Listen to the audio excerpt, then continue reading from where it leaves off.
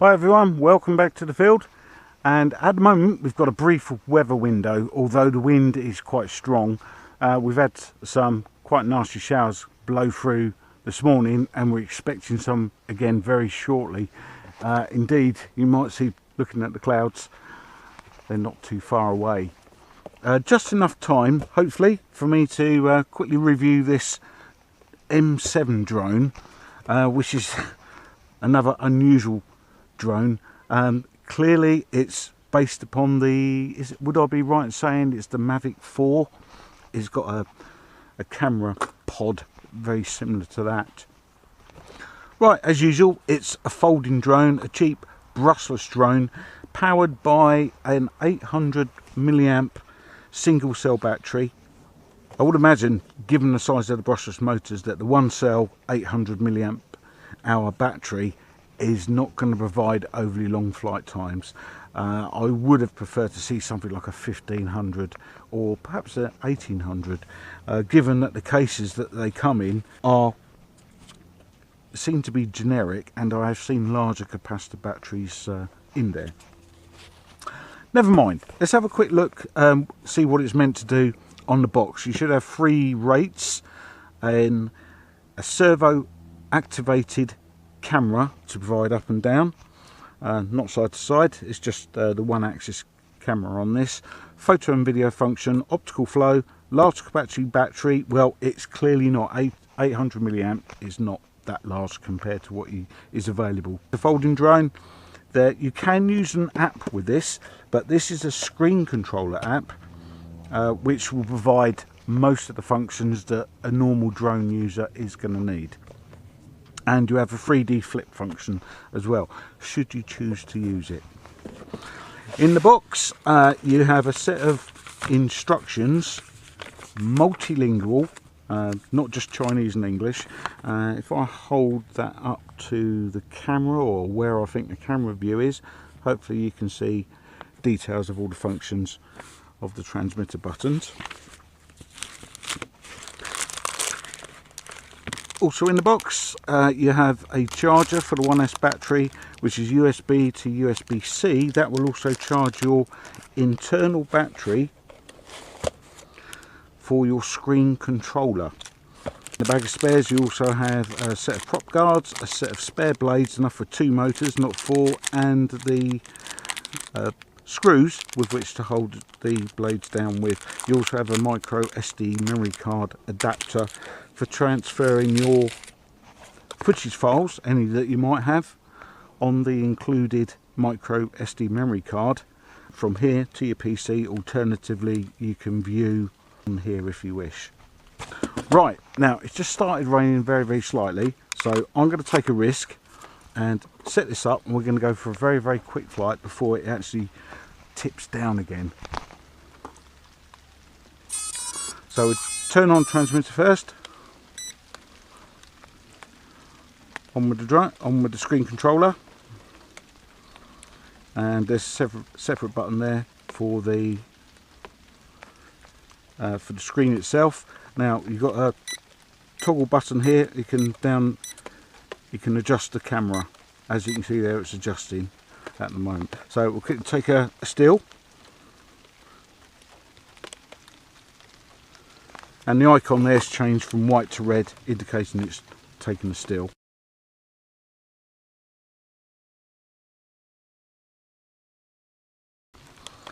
We'll turn on the video function, and it's down and out to calibrate the internal gyros.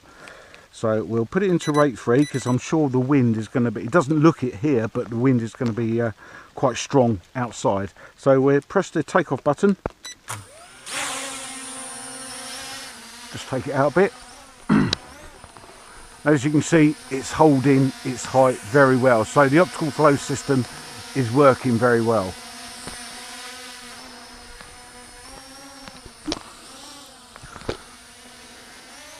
Let's raise the height,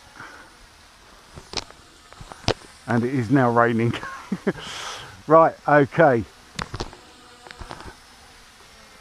I won't be too long with this review. We'll take it round the field, and it's quite fast.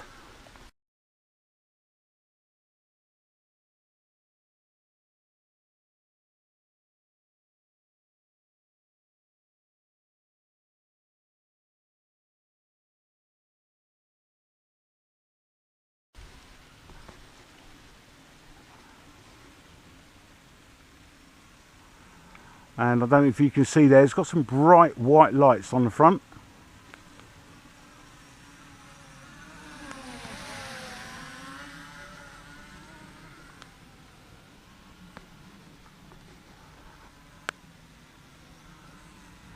Well, it seems nimble enough, and it responds to the controls very well. Yaw rate seems to be very good on both directions.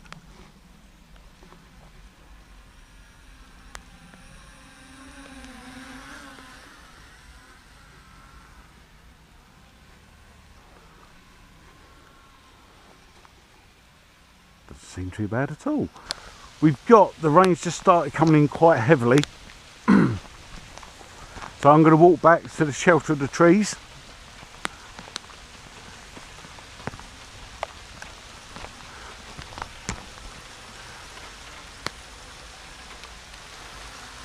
Things I do for this hobby.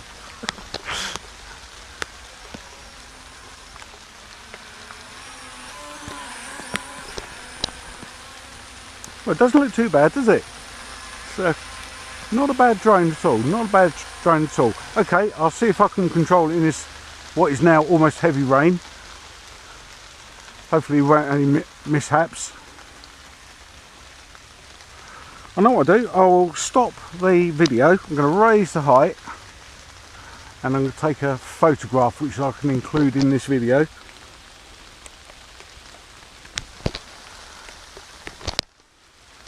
I'll do a couple actually.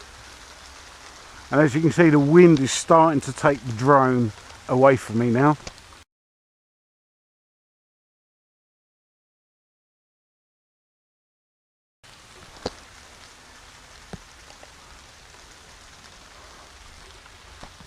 Rain seems to have lightened off a little bit. It's not too bad. There are a few drops now, but not too bad at all. Okay, onwards we go. So as I mentioned, the battery is only 800 milliamp. So I personally don't expect too much flight time from this. 10 minutes maximum. And when the battery just starts getting low, the transmitter will beep and the lights on there, which hopefully you can see, will start flashing. So that's going to give you at least a minute's warning to come back and land. Okay, so that burst of rain seems to have gone for now. I'm sure it'll be back with a vengeance.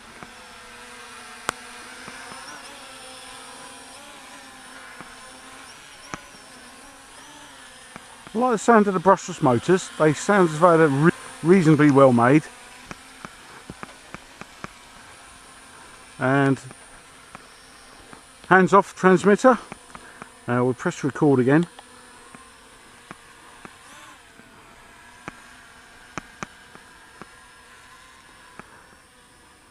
And the optical flow does seem to hold up very well, although it's been pushed, well, as you can see now, by the wind.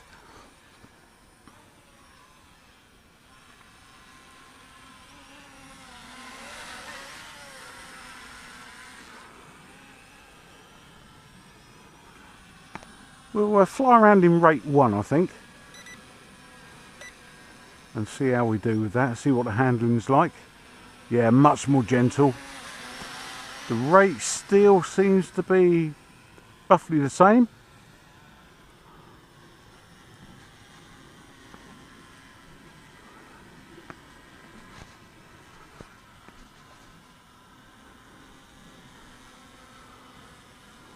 Okay, let's go into rate 2.